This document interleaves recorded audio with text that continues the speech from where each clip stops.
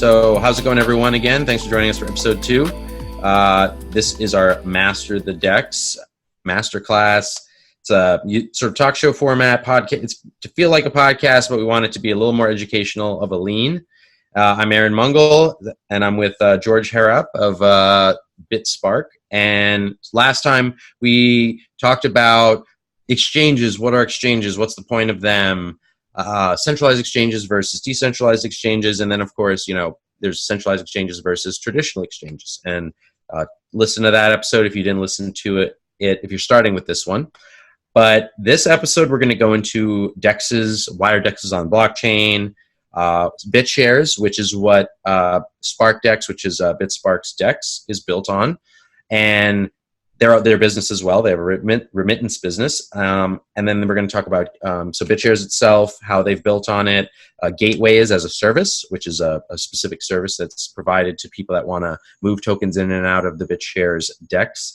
And then we're going to go into how and what types of cryptocurrencies can be traded on the DEX, which includes user-issued assets, as well as market-pegged assets, which are basically like stablecoins that are built on Bitshares. And user-issued assets are sort of like ERC20 tokens. Before it was cool, actually, believe it or not. It all comes back to trust, right? So I think we touched a little bit previously in the episode about what is a DEX and the difference between trusting all of these different intermediaries and so on.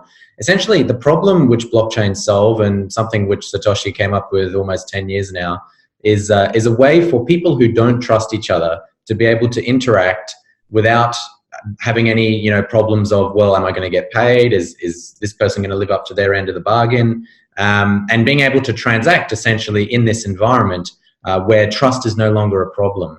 And essentially, what a blockchain is, or a decentralized exchange, is that it's a record of all of the things happening on that exchange in real time. So every single interaction that happens on that exchange is recorded on the blockchain.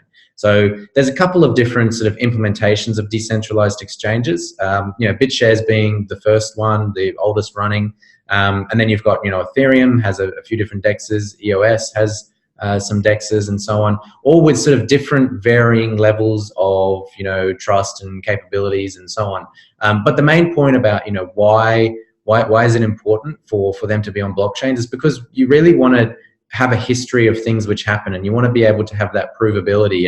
And certainly there is no sort of order books which not everybody has access to. So in the case of a traditional exchange, there would be dark pools and things like that, where actually those order books, might not be on the order book which everybody else sees. There might be a special kind of order book which only special people can see. But on the case of a DEX, everybody can see everything. So it's also much more transparent in that, right? So, there is no case of, some big whale appearing out of nowhere and manipulating a market and blah, blah, blah. It's like every single transaction is tracked. Every single transaction is there. You can see it, you can prove it, and you can trace it end to end for every single trade that's ever happened in the history of the exchange. So I think that's a pretty cool concept, and that really, increases transparency and reduces the need to trust all these different intermediaries in a traditional exchange. Just really quick to touch on the order book, this concept of front running, because I think people forget, okay, someone else is maintaining the order book. Why does that even, or this isn't maintaining this is a community or a sort of publicly maintained transparent order book. These people are centralized, like New York Stock Exchange, they maintain the order book. Why does that matter? What is the difference with orders, for example? Like what can happen with like New York Stock Exchange, like you mentioned, a whale manipulating, versus on the blockchain, a whale manipulating, right? What would be, like, how would they operationally be different? And you also made the comment of, we might be seeing different order books, right? Yeah. And I think there was actually a news article that came out a while ago with Robinhood. And essentially, they have this free app, right, in the US, and you can go and trade stocks and these kind of things. And people go, oh, wow, it's free. That's great, but nothing's free. Essentially, they're selling, then they came out that they were selling the data and the trading information to other trading firms, which could essentially execute a trade before that person on their mobile app. So they know what they're going to go and buy.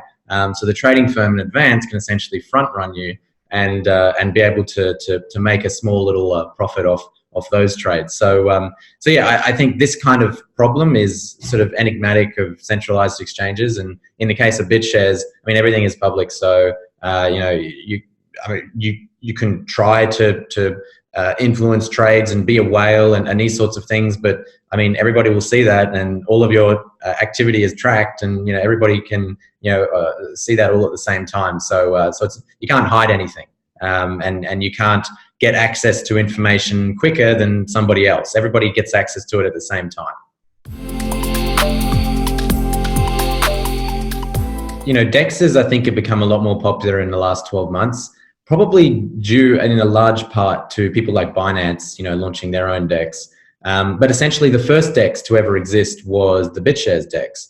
And that started in about 2014, early 2014, has been around ever since, has been chugging away, executing orders ever since. So essentially, a little bit about the Bitshares DEX itself and sort of Bitshares itself as a token. Every transaction on a DEX needs to get paid for, right? So nothing's for free. And in the case of a traditional exchange, because if I'm the traditional exchange, right, and it's just a database, I can do whatever I want. I don't, to actually go and execute or do something, I mean, I can just do it for free. The computing power required to do that is nothing, because I'm the only one with the database. So it's very, easy for me to do that. So it often means that, maybe some people can get preferential deals, preferential, access, these sorts of things. Whereas on a DEX, everybody has to pay the same fee. A transaction fee is a transaction fee, right? An order execution fee is an order execution fee. So, everybody has to pay a fee on the DEX. And the question is, well, what are they paying a fee in? What is the currency of that? And that currency is BTS, the Bitshares token. And essentially, the Bitshares token itself is something which is used to pay the fees on the DEX to operate it. It is the central token for voting, which we can get into soon. It is the collateral for many stablecoins on the DEX as well.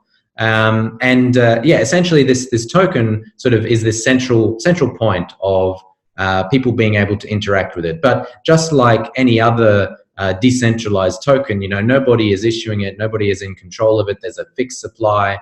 There's just like the Bitcoin limitation of 21 million, there's a limitation of BTS tokens.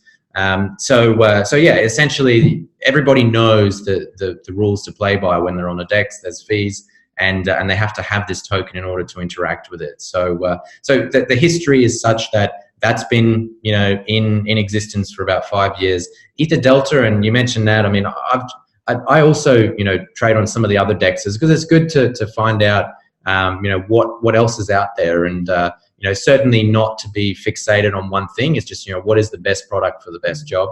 And just when I've looked at some of the other DEXs around there, they're just not really up to scratch in terms of usability or just the basic features. Just having a chart. Many DEXs don't even have that. So it's really hard to take them seriously when they try and do that. So Bitshares is much more fast. When you execute an order, boom, it's done, finished, end of story. And that sort of, a lot of that builds into, delegated proof of stake and, who are the different parties which are verifying and validating transactions, which maybe we can get into next. So now we've had this delegated proof of stake hybrid that Bitshares is based on, EOS is based on, Steem, of course, Steem, yeah.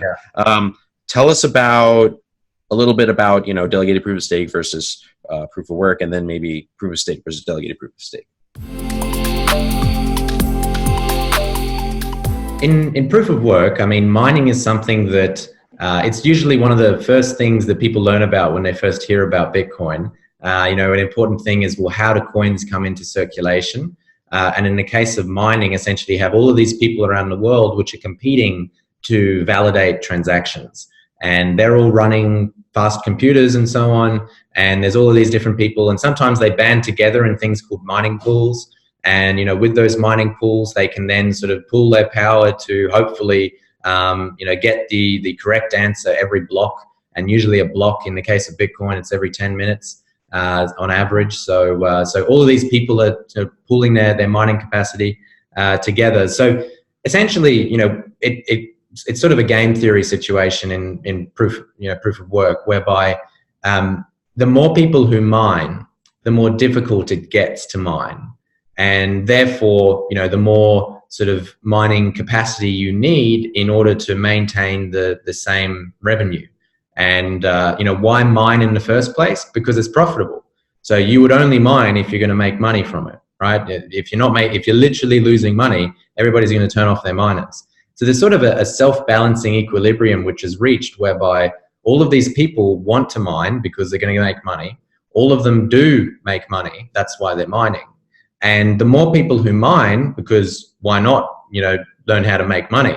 The more people who mine adds additional sort of layers of security into the network, because then the computing power becomes, really immense, and so on, and all this kind of stuff. So that's what's really been playing out in the Bitcoin world for the last 10 years. There's a big inherent risk when you proof of work, and if there is a majority of hash power owned by a few entities, which can be easily influenced. So yeah, it's great if it's very decentralized, and I get the security model and I get all of this, but the fact of the matter is that there have been many instances in the past where, that model was under threat, and we're kind of pretty lucky that we've avoided it so far.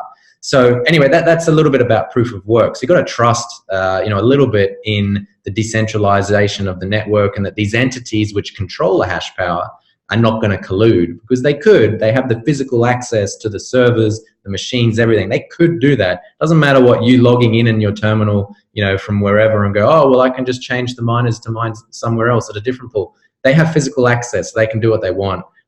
So anyway, that a little bit on mining. Then we had proof of stake come in, and proof of stake, as you said, was sort of big, I guess, sort of, a couple of years ago. There was a lot of different coins launching on it. Essentially, you've got to have a stake in the chain to be able to validate blocks. So you would have to accrue some of the coins, and it was kind of a meritocracy in that the people that have the largest stake clearly have the most to lose. Therefore, they're going to act in the best interests of the chain because they can lose the most, which I think is probably a pretty sound game theory situation, but it hasn't really been able to be that scalable, I think, and play out recently, is that, you've still got this sort of centralization, whether it be, different players that accrue a larger amount and therefore have a larger influence in things and kind of shuts out everybody else. So, but having said that, I think the model is pretty robust. It's been around for, many years now. There hasn't been any fundamental, problems with how that situation works. But it's still around, right? Then you had delegated proof of stake, which is essentially Bitshares was the first chain to pioneer that in 2014, whereby essentially you've got a number of different people around the world who get voted in. So essentially there's the concept of voting. And in order to vote for somebody, you need to have coins. So it's much like, proof of stake in that respect, in that, well, you can only vote if you have the coin, right? So you've got to have an actual stake in the system. That's why it's delegated proof of stake. So you vote for these block validators, and essentially there's a set number of these block validators, which I think at the moment it's about 21 or something along those lines. I think up to 27 sometimes. But these block validators essentially are the people which are verifying the blocks, and they're chosen at random via the blockchain itself. So if you vote in 21 different people, which you don't have to know who they are or that they're real people. I mean, they could have a username Megadude123, and as long as Megadude123 is great at verifying blocks, who cares, right? Like it doesn't really matter too much. So people, essentially, when you're voting for a block validator, you're voting on their capability to maintain server uptime and to verify blocks in the blockchain. So you have all of these different validators, and they're chosen at random, and they're chosen in an order which is unpredictable. So unlike the predictability of the majority of mining hashing power just having statistically the most blocks they're going to mine. Like if you have 50% of the mining hash power in Bitcoin, statistically you're going to mine 50% of the blocks pretty much. And in the case of proof of stake, if you have the largest stake, then you're the one that is essentially the biggest validator. So, but in the case of delegated proof of stake, you need the votes from people to be voted into that set of 21 operators or more, or however it might be. But that operator itself doesn't need to have a stake in the system to actually operate. They just need to be good at validating blocks.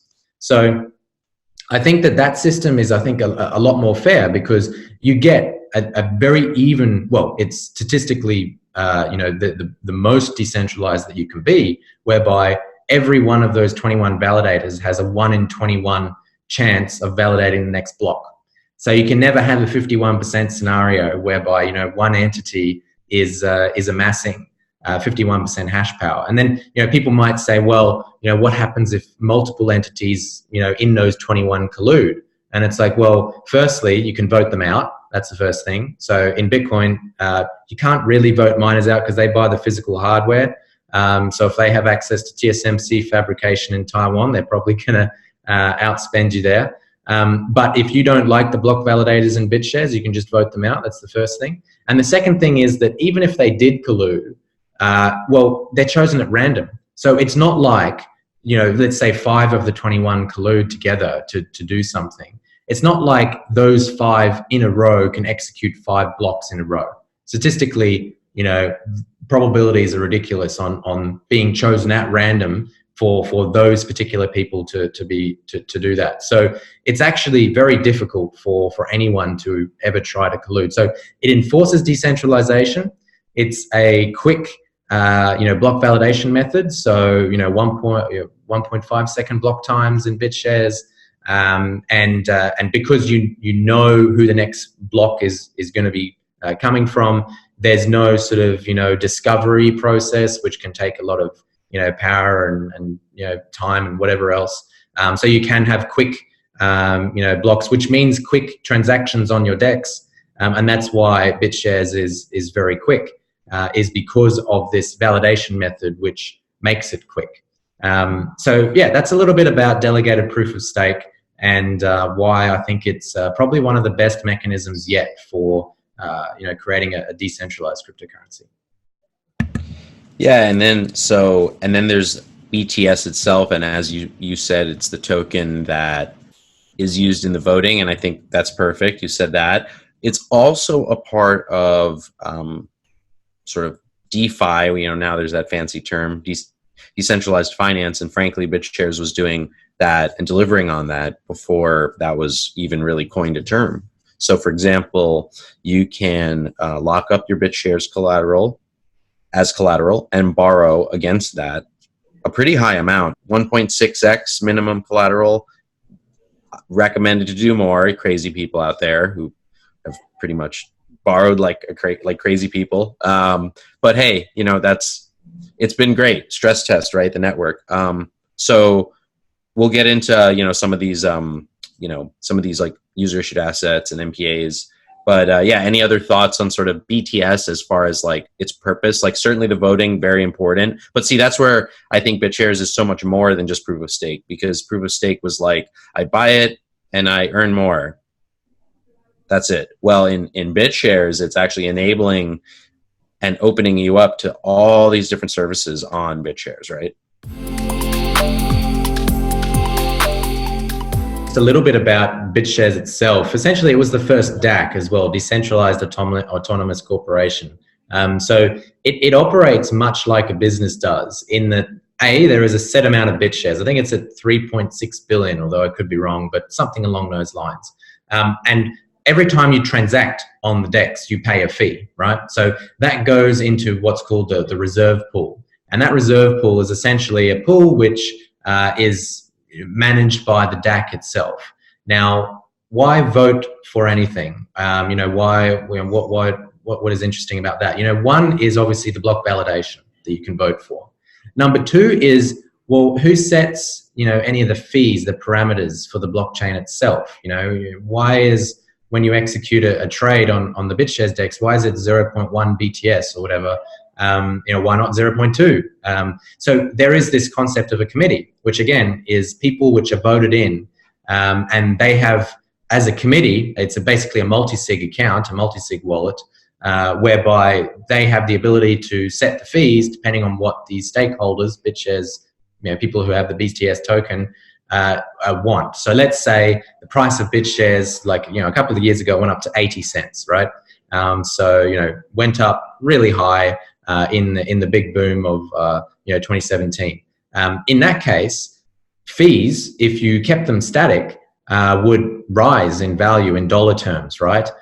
So maybe that would not be as good for traders if they wanted to transact. So then the committee would then reduce the fee. All of the committee members would vote, and then they would be able to bring that down if the Bitshares stakeholders wanted to do that. So on the first, that's another concept of voting. Then you've got worker proposals as well, which is a very interesting usage. So essentially, you can get paid by the blockchain, and this has been happening since Bitshares started 5 years ago, whereby at the moment, people are sort of getting very excited with some other blockchains being like, oh, wow, people can, and this happens in Dash, this happens, I think, in Decred, and a couple of others as well, whereby somebody comes up with a proposal. Let's say, I want to create a marketing program for the Bitshares or something like that. I lay out all of the different things which I'm going to do. I'm going to hire a marketing company. I'm going to do this. I'm going to do that.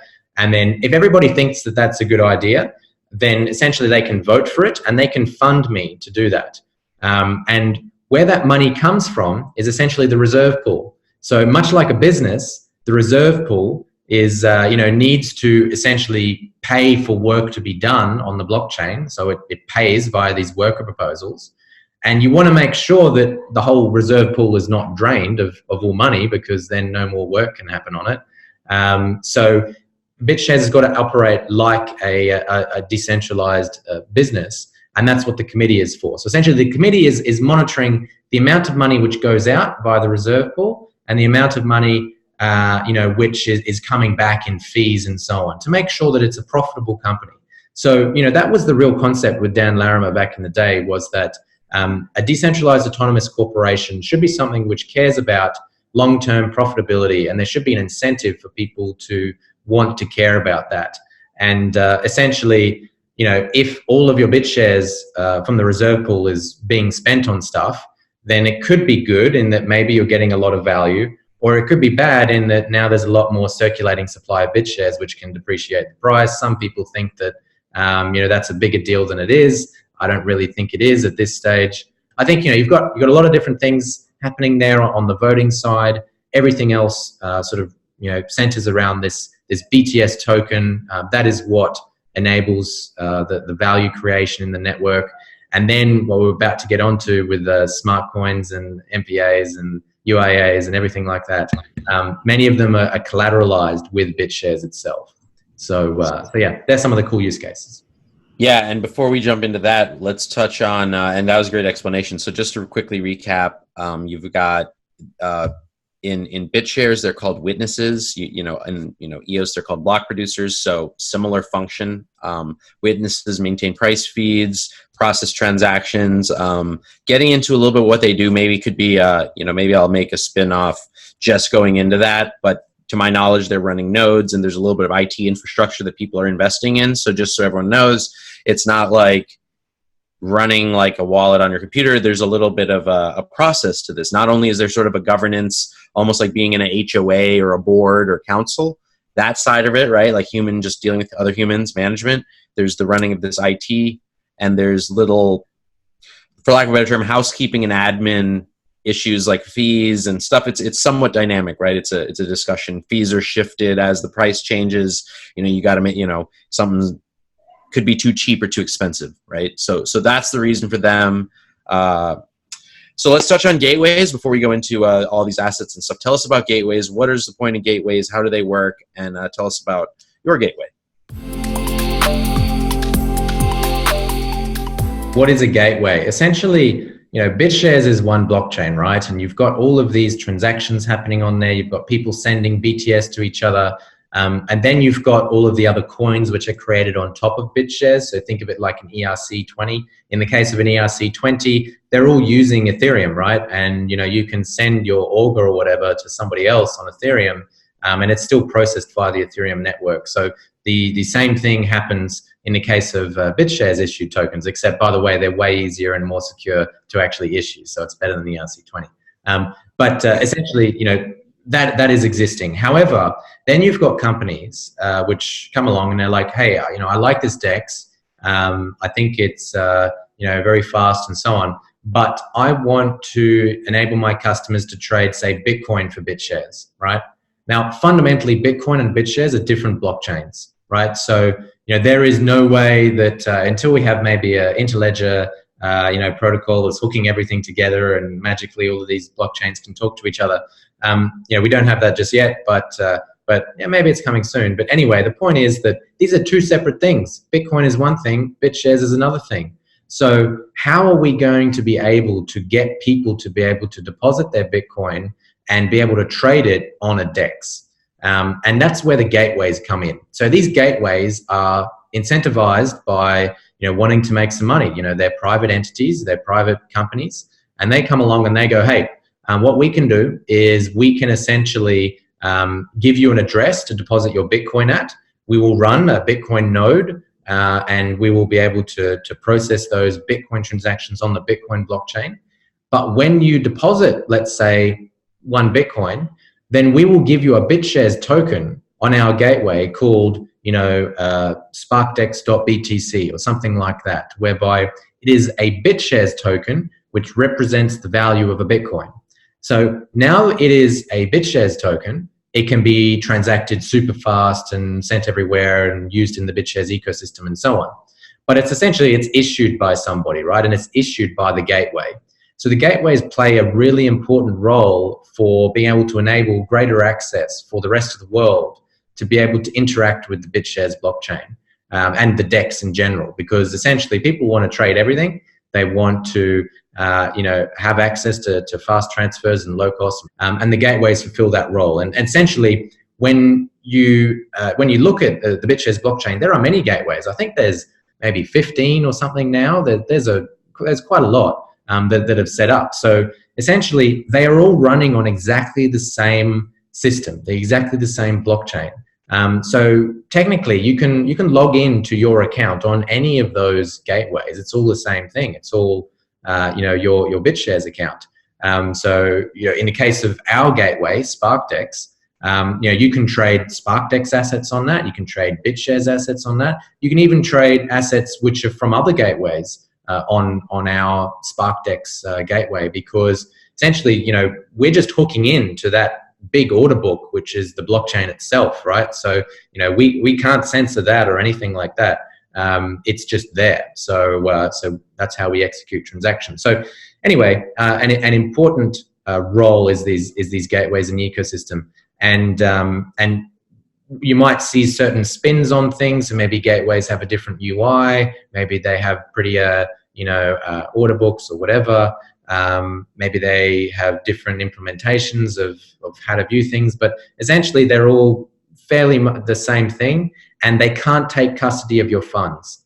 So with Sparkdex itself, we're a non-custodial gateway, just like every other gateway on the Bitshares DEX. But when you log into your account, we can't even see who you are or that you've logged in. No idea who that is, because we don't control or operate, one big system or anything like that. There's no Sparkdex database of people. There's no username and passwords, with email addresses and two-factor auth and that kind of stuff. You log in, it's your wallet, it's your keys, right? And you can do whatever you want. All we are doing is we are just providing that. We call it like a window, right? So like there's a browser and you can visualize, the Sparkdex gateway, and you can see the order books and the charts and so on. We're helping you provide that window to you, and we're helping, with the different assets. So we have Bitcoin, Ethereum, and many of the other Bitshares and stablecoin assets that we focus on ourselves. So you can certainly trade that on Sparkdex and view that in our window to the Bitshares ecosystem. And what people don't understand is every time they deal with an exchange, they are at the whim of the exchanges of which they're dealing with. And what often happens, unfortunately, is that exchanges get hacked or go bankrupt or whatever, and then they just disable withdrawals and you can't get your money out. And then you're screwed. Or maybe exchanges deal in sort of dodgy behavior where maybe they're front running other people, or maybe they are executing bad trades in their order books or something like that. You wouldn't know because you don't own the database. You can't visualize the database of those centralized exchanges. You can't track anything. It's all guesswork. The difference is that on a DEX and on via a Sparkdex a gateway, everything is traceable. It's on the blockchain. It's all there. The database of all trades, you can think of it that way, is public. So even if we were to disappear, you'd still be able to get your money because you still own the keys yourself. So we can't actually stop you from doing anything like that, right? So fundamentally, it's a better mechanism to transact, things like Bitcoin and Ethereum on a DEX like Bitshares, because you have that transparency, and the ability for that gateway to really do anything is limited. Yes, they still are running the physical wallets, but they can't ever deny you access to your coins. There's so much to unpack there. I think that was a solid point about centralized exchanges, because it kind of proves that there is a threat to fungibility by these exchanges, because if they have certain rules that they have to follow, that actually kind of shows that the gateways are, you could make the argument they're similar, like in the sense that it's centralized, but you're right, that you're not holding the coins. So in that way, it's way better. So it's actually an improvement over Coinbase while still fulfilling the whole point of a Coinbase, right? I think that's the kind of takeaway from that, right? Yeah, absolutely. Yeah, I think it's just an easier way for people to interact with it, and in a less needing to trust a centralized entity. Yeah, sure, there's still an element of trust, but it's a lot better in the Bitshares gateway scenario. But let's go into UIAs first. User issued assets. Tell us about those.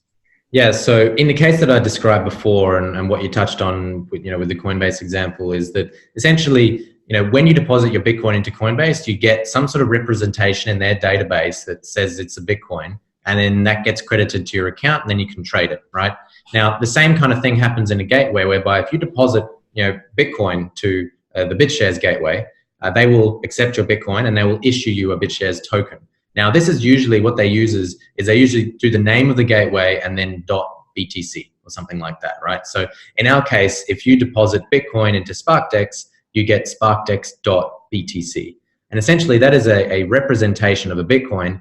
It is issued by us. So this is what a UIA is essentially. It is a token issued on Bitshares, just like any other token issuance which might happen with an ERC20 or something like that. It is a token issuance by us, the gateway, and we are issuing you a token called Sparkdex.btc, and now you have it in your wallet, and that is custody of you. So even if you lose your wallet, like you're screwed, right? You lose your keys, something like that. It's on you. So we can't go and get that back for you. So essentially, the Bitshares token itself, the Sparkdex.btc, is just a convenient method to be able to give you that Bitcoin representation, of which then you can go and transact with and trade and do whatever you want with.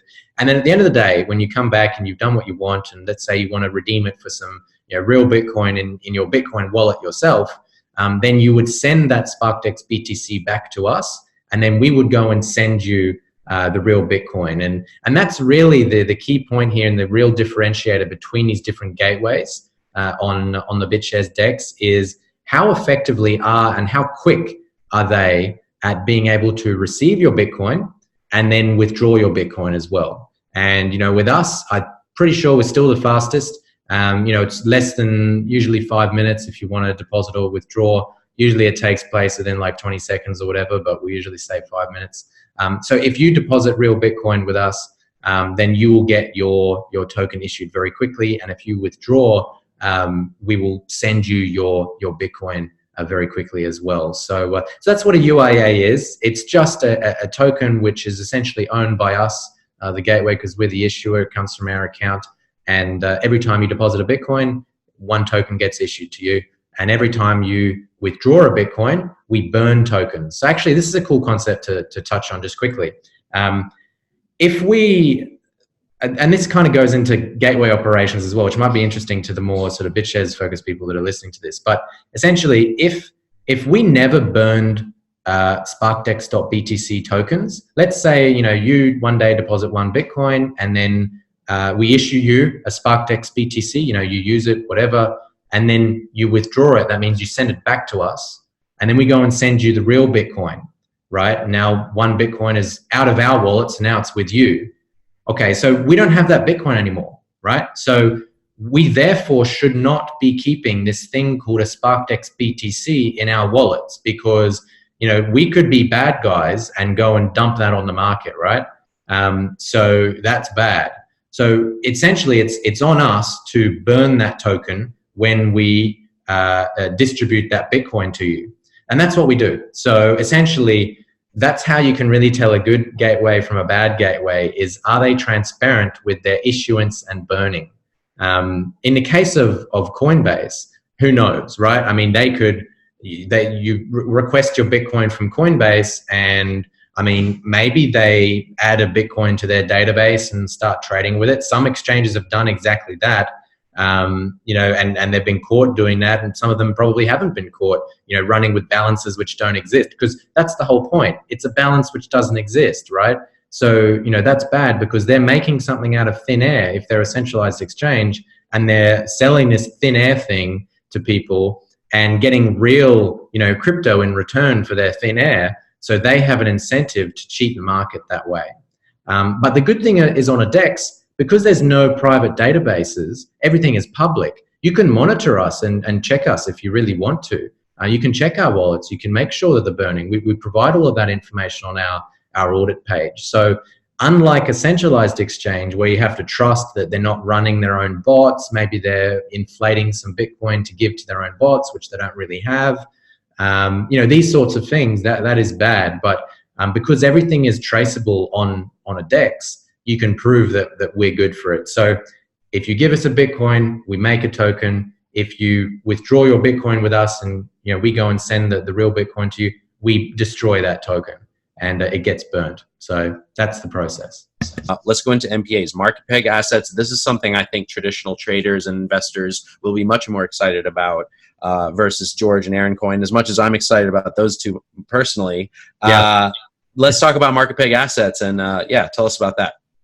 Yeah, so a market pegged asset, MPA, sometimes they're also called smart coins as well in Bitshares land.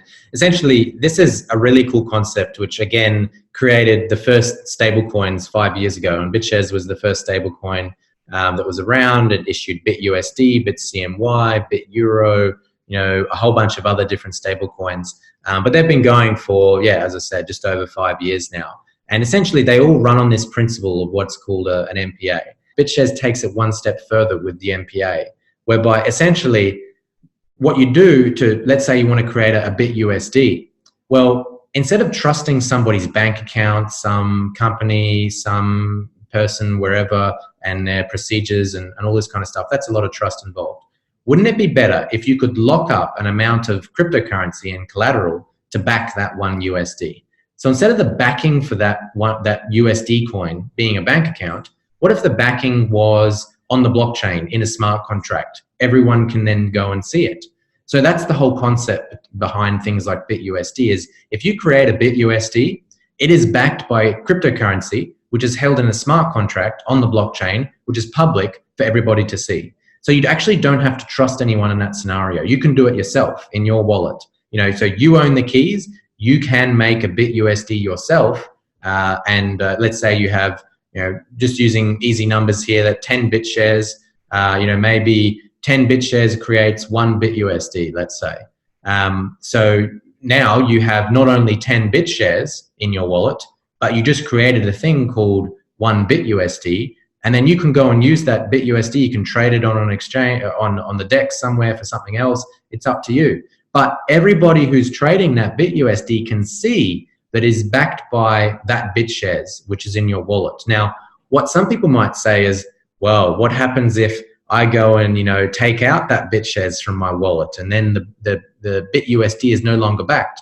That's impossible. So when you back that BitUSD, you can't do anything with those Bitshares. They're locked. So therefore, that gives you the transparency that every single BitUSD or BitCNY that you're transacting with is backed by a real, cryptographic value. So that's the first concept to really understand, is that everything in circulation is backed by something which has a value.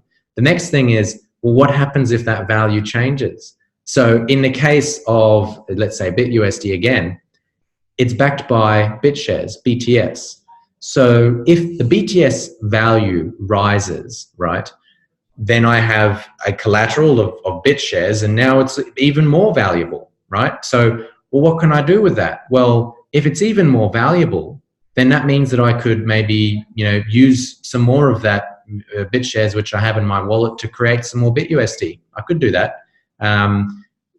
That's one thing I could do. Another thing is, well, what happens if the value of that Bitshares goes down?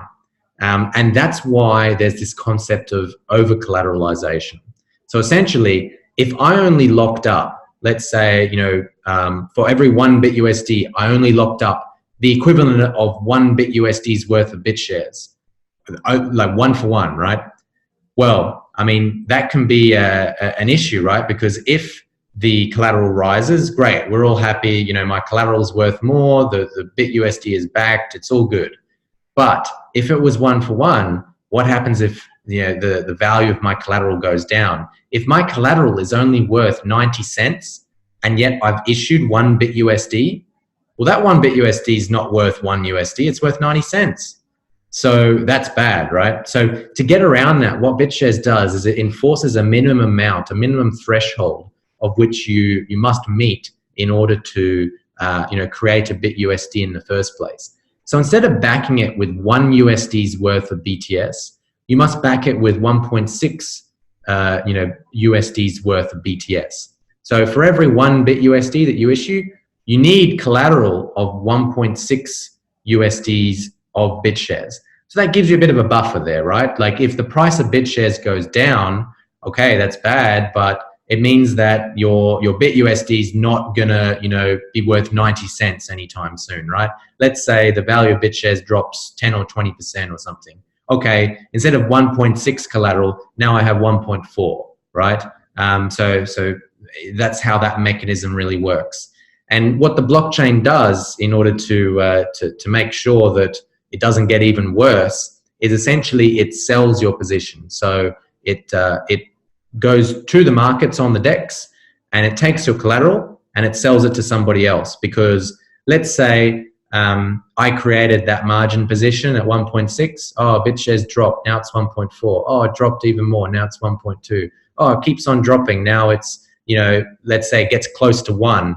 Well, it would be really bad if I was, having some BitUSD in circulation that was going to be worth 90 cents soon. So what the blockchain does is it sells that collateral without me input. I can't stop the blockchain doing that. It does it itself, and essentially it sells it to somebody else who is a more prudent manager of their money than me. So essentially that ensures that you're not going to have the situation whereby some people are running collateral that's less than 1 and all this kind of stuff. So it's a little bit of a complicated trading concept, but I think it's important to touch upon when we're talking about these MPAs, because it always comes up when people say, well, what happens if the collateral goes down, or what happens if the collateral goes up? It's important to understand that there are mechanisms in place to ensure that one BitUSD is always backed by at least one BitUSD's worth of crypto, which is held essentially in a smart contract. You can think of it like escrow, and that you're always going to get that value of one BitUSD. So that's a little bit about MPAs.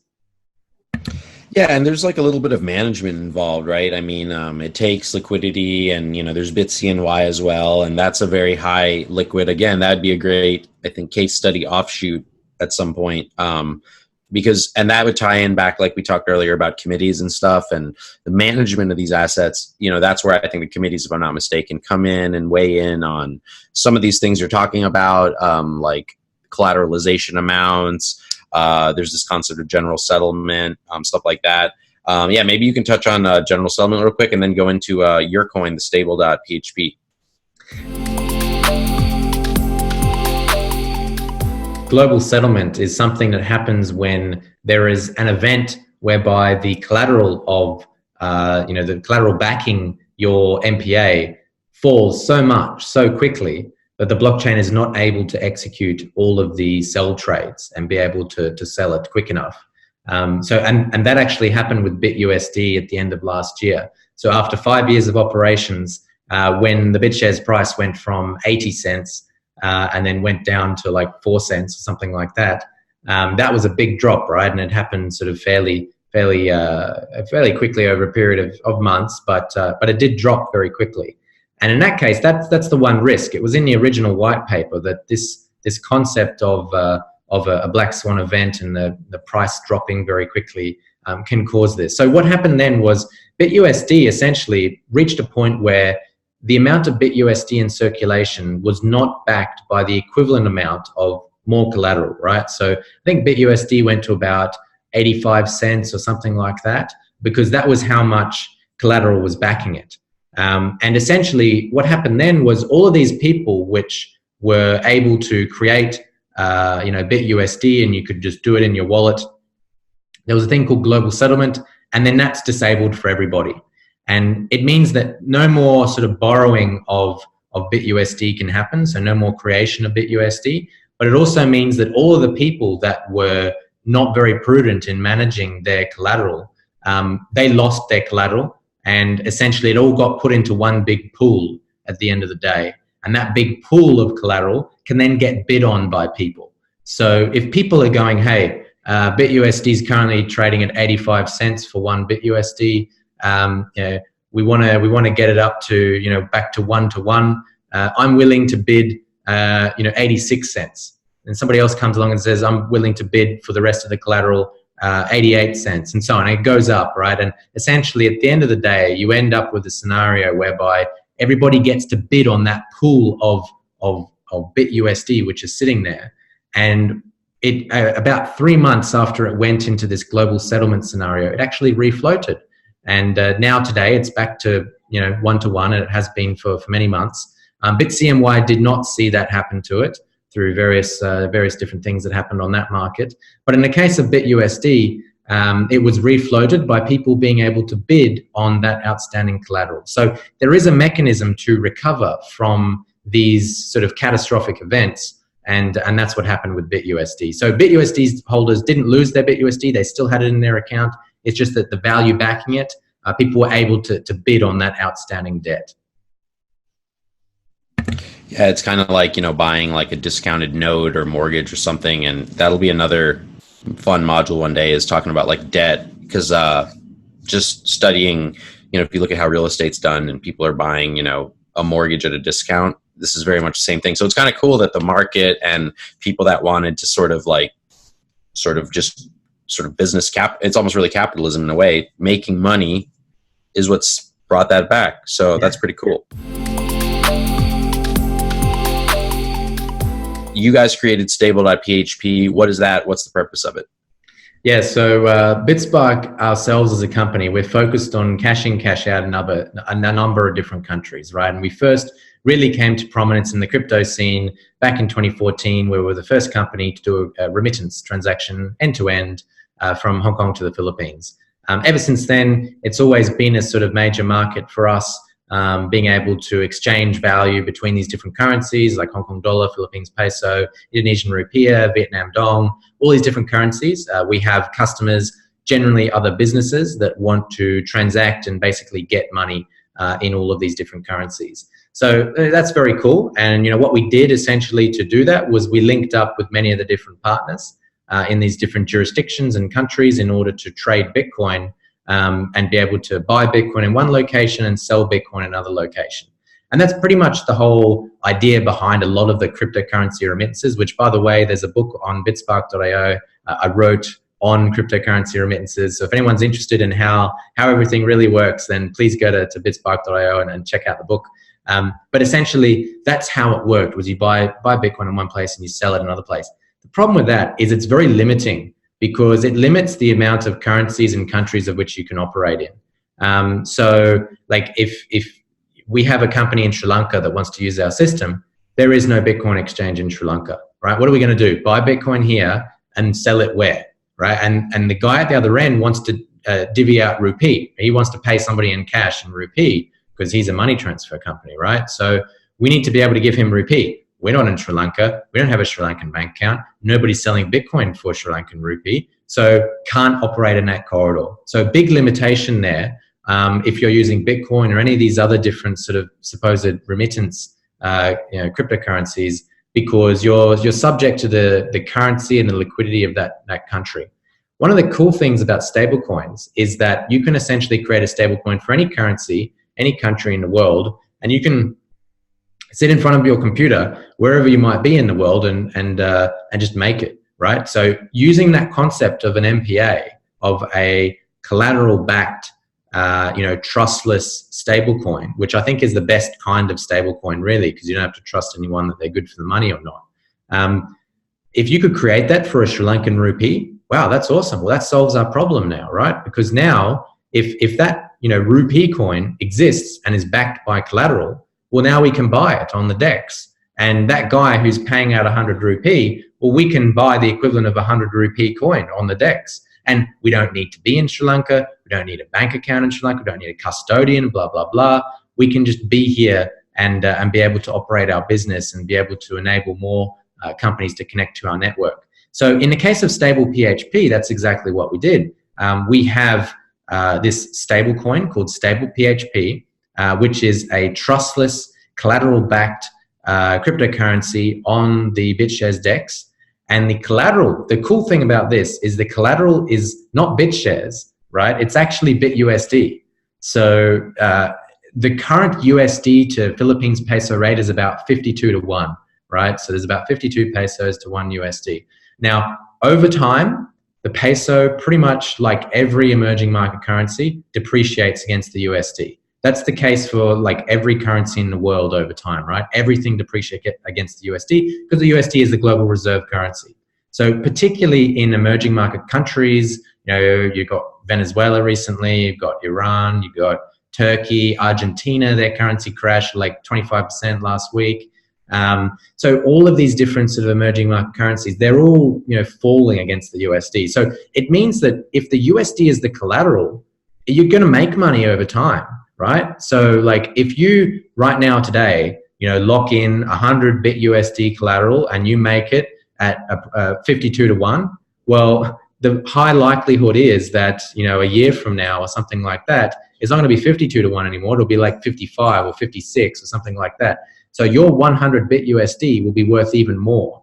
And you can go and issue some more, stable PHP if you wanted to, or you could have taken that stable PHP that you issued on day one, you go and buy BitUSD with it. So now you've got like even more USD exposure, right? So essentially it enables you to be able to short exotic currencies. So as a trader, that should be hugely exciting for people out there because, I mean, I would love to short the Venezuelan bolivar, wouldn't you? I mean, that is a pretty good trade, right? People, the currency itself is depreciating so much, so quickly, that it's a pretty sure shot that currency is going to be worth less in the next day. So if you were to short that, you could make money off that. And essentially that's what it's all about, is that these 180 currencies around the world, at Bitspark, we're creating, smart contracts for all of them so that therefore anybody can issue any currency in the world, backed by USD. So you don't have to worry about Bitshares price going up and down and blah, blah, blah.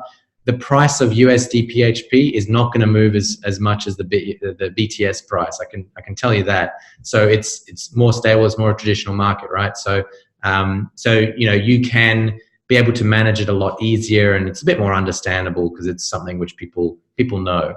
So yeah, it's very exciting. We've rolled it out to a couple of our partners over there at the moment. People are using it and transacting it, paying bills essentially.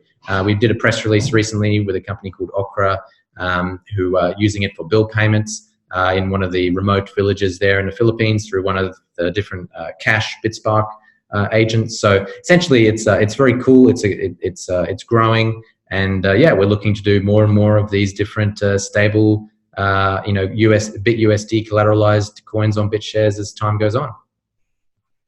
Super cool stuff. I mean, again, that's another, as we go along this, I can already see more modules. Definitely a module on just talking about that would probably be worth a whole nother hour that we've just taken here, which has been really, really informative. So yeah, I'd love to, I think there's a lot of opportunity there because it's sort of like you're leveraging holders and users of crypto to like issue more of certain of these cryptos, like, or these stable coins or these, constructs. So it's not like it's just happening. It's like it's happening and people can be a part of that growth in a way. Understanding these fundamentals and what you can do with them.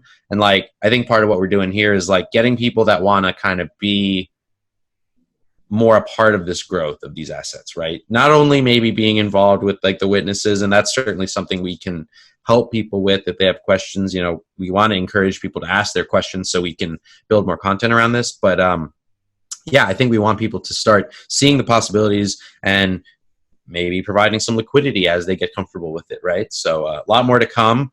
Any other closing thoughts from you, George? I know we had a solid run here, but I thought it was really informative. Yeah, I think we're a bit over time, but we just got excited explaining some of these cool concepts. So that's all good. Yeah. No, I think that if you've got any more questions, feel free to reach out to any of us. We're there on Telegram, bitspark.io for us. On Twitter, I'm George_Harrop. If you've got any questions, feel free to reach out. Thank you again, everyone, for jumping on another episode, and we will see you next time. Thanks again.